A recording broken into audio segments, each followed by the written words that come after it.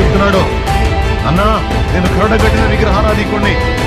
నీ గురించి ప్రజలు మాట్లాడుతుంటే నీ వీడియోలు చూసి నేను ఎట్లా అయినా సందు చేసుకొని దూరంగా ఉంటే రాయి తీసుకునైనా నిన్ను కొట్టాలని కక్షతో వచ్చాను ఈ మందిరానికి.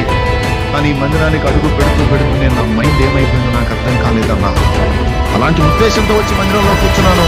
పూర్ణమయ్యేసరికి వచ్చి బాప్తీసం పొందానన్నా డాక్టర్ చెప్తున్నారు. ఇది ఏ ఉద్దేశంతో అడుగు పెట్టాడు, ఎలాంటి ముగింపు చూశాడు.